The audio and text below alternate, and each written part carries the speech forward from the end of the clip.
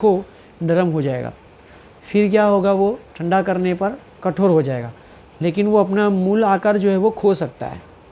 ठीक है ना। तो यहाँ पे हम लोग आकार की बात नहीं करेंगे, कोई रचना की बात नहीं करेंगे। तो जो पॉलीमर गर्म करने पर नरम हो जाएं और ठंडा करने पर फिर से कठोर हो जाएं, तो ऐसे प्रकार के पॉलीमर को हम लोग कहते हैं थर्मोप्लास्टिक पॉलीमर। ये एक प्रकार है, ठीक है ना, ये कोई नाम नहीं है।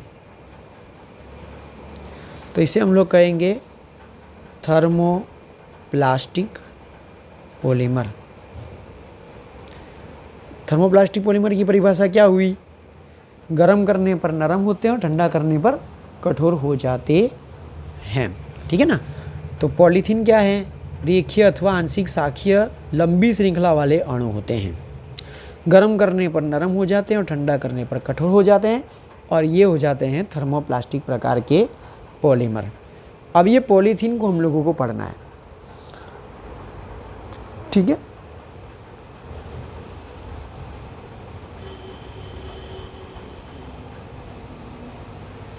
चलो पॉलीथीन को हम लोग पढ़ते हैं। पॉलीथीन में दो प्रकार की पॉलीथीन है, एक है LDP और दूसरा है HDP। चलो LDP क्या है? LDP मतलब कि low density polythene. Low density polythene का अर्थघटन क्या होगा कि भाई निम्न घनत्व वाला पॉलीथीन, जिसका घनत्व कैसा होगा? निम्न, अर्थात वो पतला होगा, हम लोग ऐसा उसको बोल सकते हैं। ठीक है, निम्न घनत्व वाला जो पॉलीथीन होगा वह। निम्न घनत्व वाला पॉलीथीन कैसे बनाया जाएगा? देखो हम लोग यहाँ पे जो बना रहे हैं वो है पॉलीथीन, ठीक है। अब एक काम करो, पॉलीथीन के संधि अलग अलग करो। तो संधि अलग करेंगे तो क्या होगा? Poly plus ethene. तो यहाँ पर जो मोनोमर होगा वो हम लोग इथीन लेंगे, अर्थात जो बार बार एक दूसरे से जुड़ेगा वो कौन होगा? इथीन होगा। ठीक है ना। अब इथीन का मैं अणु सूत्र लिखता हूँ। तो मीथेन इथेन, उसका संरचनात्मक सूत्र क्या होगा?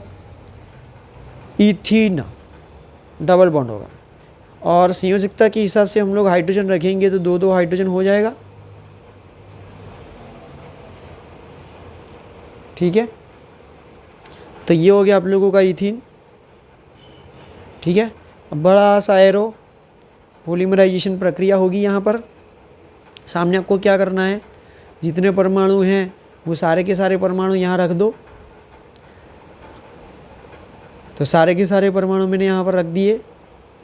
जितने डबल बॉन्ड है वो सारे सिंगल बॉन्ड कर दो, कर दिए। आगे सिंगल बॉन्ड, पीछे सिंगल बॉन्ड, कोष्टक आगे पीछे, पैरों में एन। अब ये अगर अनगिनत है तो मोनोमर भी क्या करना पड़ेगा?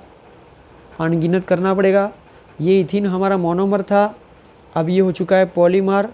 तो इसके नाम क्या आ गया? अगर हम लोग पॉली लगाएंगे तो ये हो जाएगा पॉलीथीन। ठीक है। ये प्रक्रिया कौन सी की आप लोगों ने? तो ये प्रक्रिया की हम लोगों ने योगशील। कैसे पता चला मुझे योगशील प्रक्रिया? ये क्योंकि ये आल्कीन है, डबल बॉन्ड वाला है। और ये पता चला इसमें कोई भी परमाणु दूर नहीं हो रहा, जितने परमाणु यहाँ हैं उतने ही परमाणु यहाँ पर हैं, इसलिए ये योगशील हो जाएगा। ठीक है। तो ये प्रक्रिया कौन सी हुई? योगशील। तो योगशील पॉलीमराइजेशन, तो हिंदी में क्या होगा? योगशील बहुलीकरण। लेकिन ये इथीन से पॉलीथीन LDP वाला है।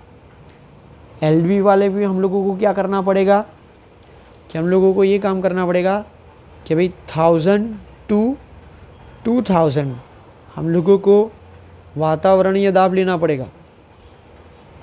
ठीक है। और तापमान कितना लेंगे कि भाई 350 केल्विन से 570 केल्विन हम लोग तापमान लेंगे।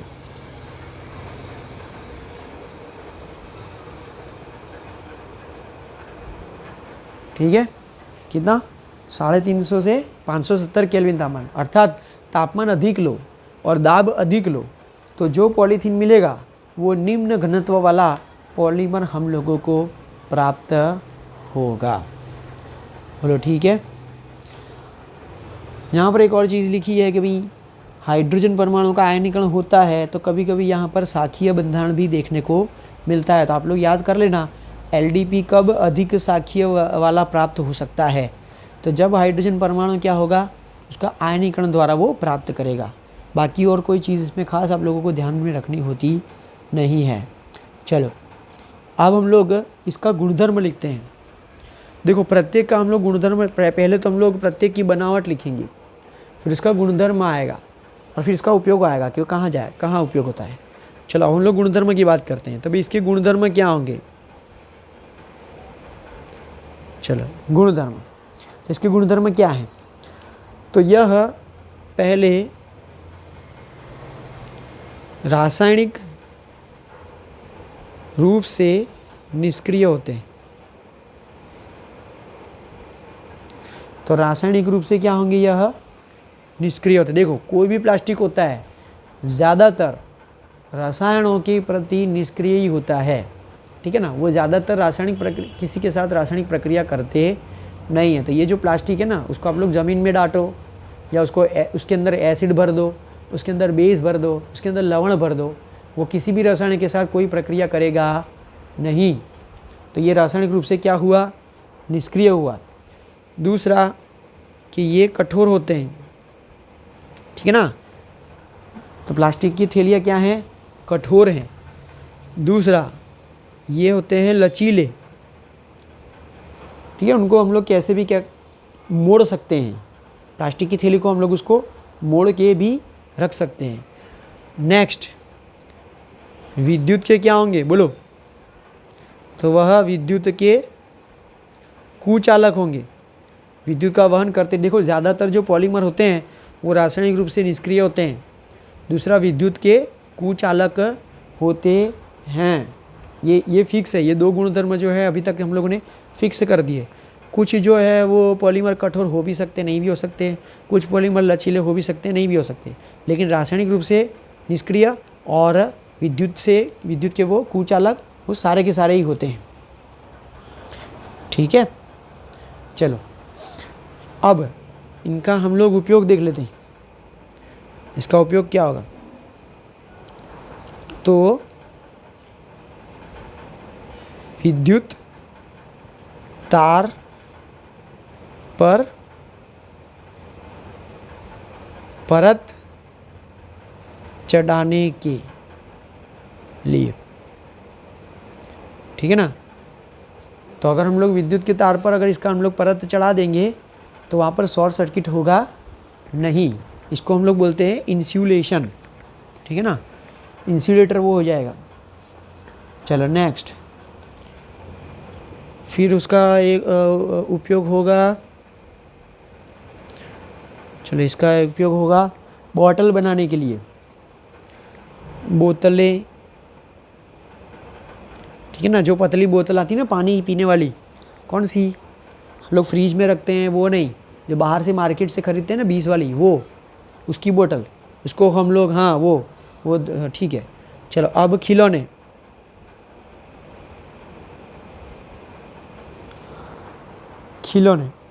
और पाइप,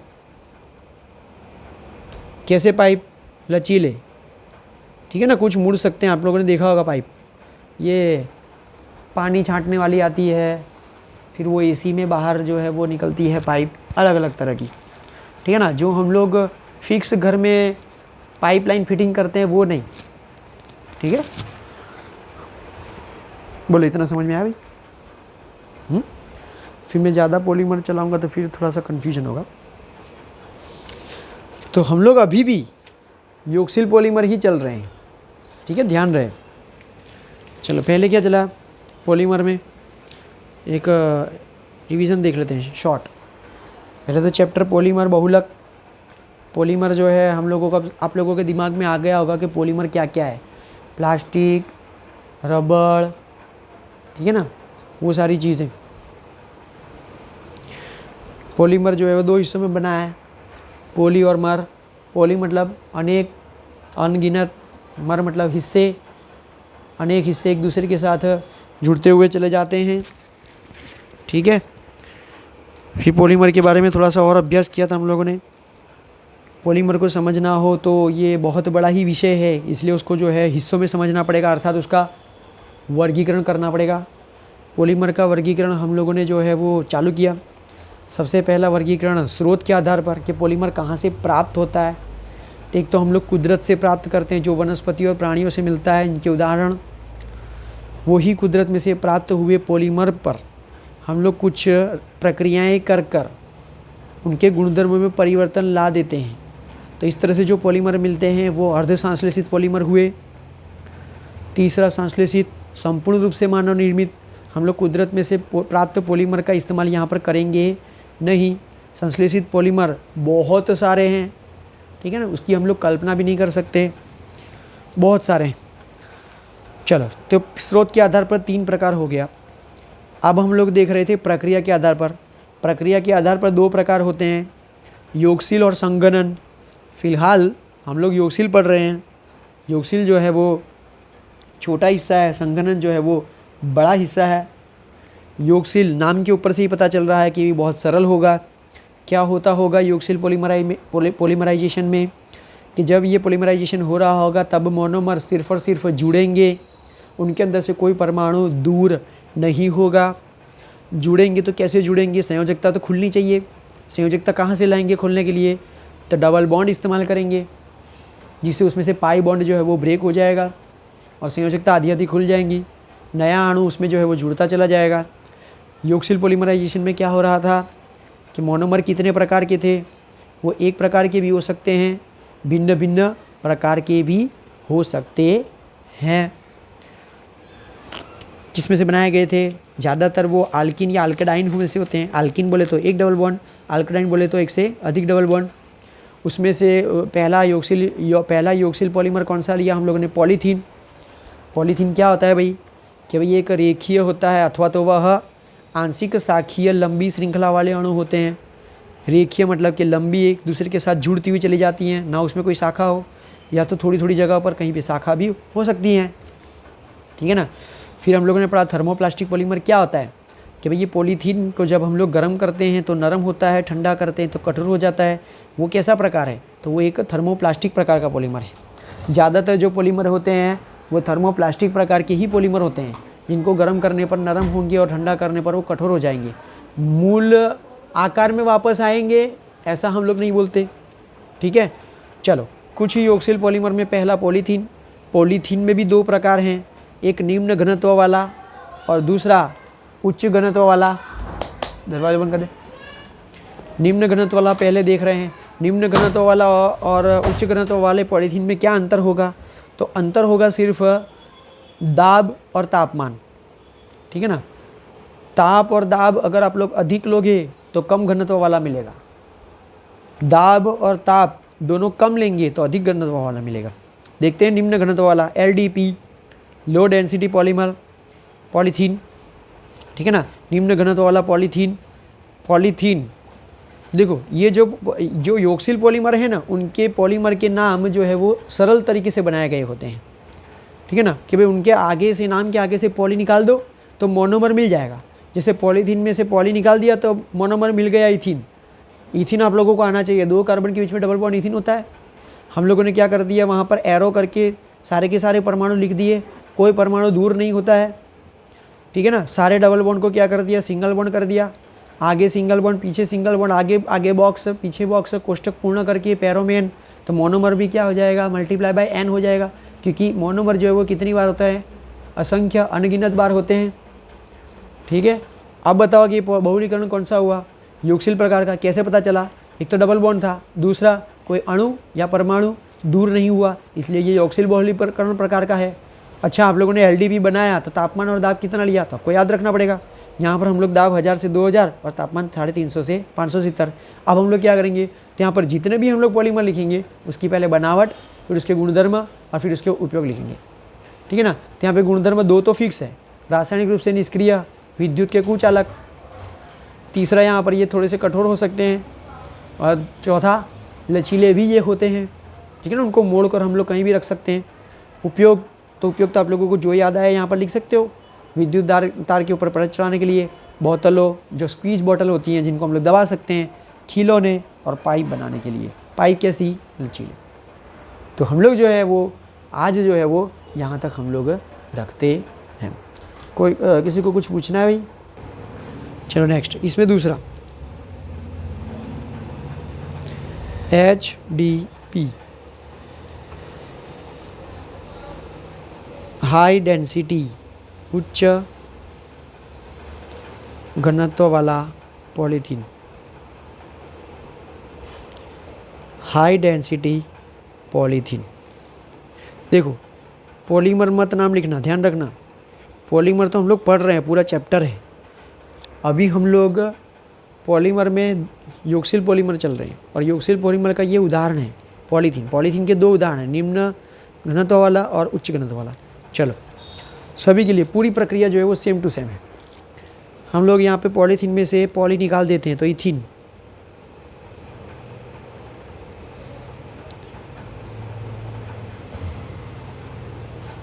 एरो करके सामने पूरा कॉपी, सारे परमाणु वैसे के वैसे। डबल बॉन्ड की जगह सिंगल, आगे पीछे सिंगल बॉन्ड, फिर कोष्टक, कोष्टक को पूर्ण करके पैरों में एन अर्थात मोनोमर भी एन टाइप का होगा। चलो, ये पॉलीमराइजेशन कौन सा है? तो योगशील। तो योगशील पॉलीमराइजेशन आपको लिखना है, ध्यान रहे। जितना आप लोग डिटेल में लिखने की आदत रखोगे उतना ही जो है वो आप लोगों को अच्छी तरीके से समझ में आएगा और लंबे समय तक याद भी रहेगा। मैंने कहा था अगर हम लोग उच्च घनत्व कम घनत्व वाला करना चाहते हैं तो दाब और तापमान अधिक लेंगे, और हम लोग उच्च घनत्व वाले करना चाहते हैं तो क्या करेंगे? दाब और तापमान को कम रखेंगे। तो दाब हम लोग रखते हैं 6 to 7 वातावरणीय दाब। तापमान लेते हैं उससे थोड़ा सा कम, 333 केल्विन से 343 केल्विन टेम्परेचर। अच्छा, अब आप लोगों को यहाँ पर एक चीज़ ध्यान में रखनी है। यहाँ पर हम लोग एक जिगलर नाटा इस्तेमाल करने वाले हैं। जिगलर नाटा, ये जिगलर नाटा जो है वो उत्प्रेरक है। जिगलर नाटा क्या है? उत्प्रेरक है। जिगलर नाटा उत्प्रेरक क्या होता है? तो जिगलर नाटा उत्प्रेरक, देखो आगे बहुत सारे उदाहरण आएंगे, जैसे योगशील के पॉलीमर हैं वैसे आगे बहुत सारे उदाहरण आएंगे। उसमें जिगलर नाटा कहाँ कहाँ इस्तेमाल हो रहा है वो आपको याद रखना है कि भाई सबसे पहले पॉलीथीन में कौन सा? HDP polymer. HDP में हम लोगों ने जिगलर नाटा उत्प्रेरक का इस्तेमाल किया था। जिगलर नाटा उत्प्रेरक किन दो पदार्थों का मिश्रण है? तो जिगलर नाटा उत्प्रेरक है वो दो पदार्थों का मिश्रण है। कौन सा? ट्राई इथाइल एल्यूमिनियम, ठीक है, ट्राई इथाइल एल्यूमिनियम।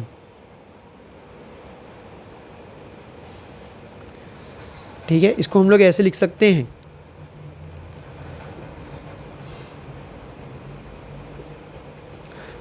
दिख रहा है सबको? बे यार आप पूरा पाछू बंद थे, पूछ लो।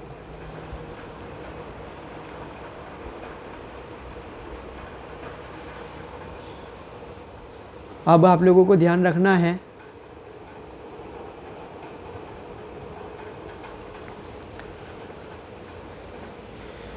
HDP में और बहुत और कुछ ऐसे आएंगे आगे उदाहरण, कुछ पॉलीमर कि जिसमें जिगलर नाटा इस्तेमाल होता है।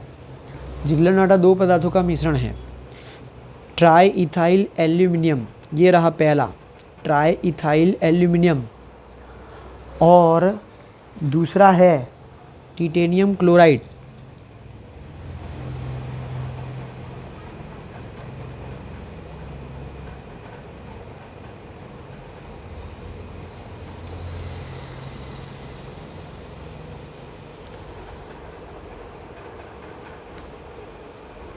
अभी चलो, ट्राई इथाइल एल्यूमिनियम और टिटेनियम क्लोराइड, बस ये हो गया HDP। ठीक है। तो दाब कम लेना है, तापमान कम लेना है और जिगलर नाटा उत्प्रेरक इस्तेमाल करना है। ठीक है। अब इसके हम लोग जो है वो गुणधर्म देख लेते हैं। चलो गुणधर्म,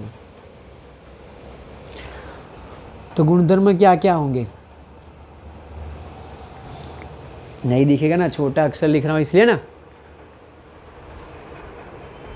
बोलो बराबर, छोटा अक्षर लिख रहा हूं इसलिए नहीं दिख रहा ना।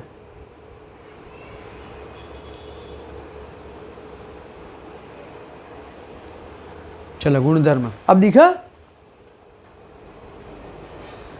हाँ लो चलो ठीक।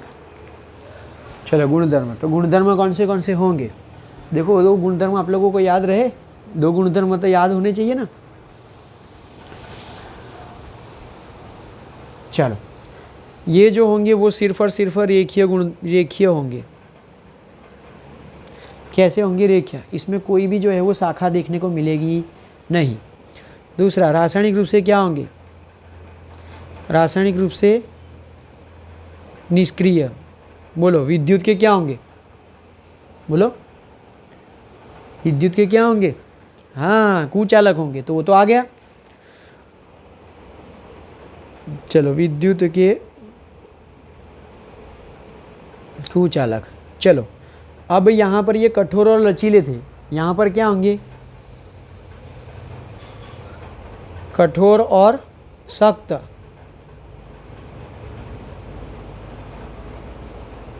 ठीक है ना, वो लचीले होंगे नहीं। ठीक है ना। चलो और इनका उपयोग क्या होगा? चलो HDP का उपयोग क्या होगा?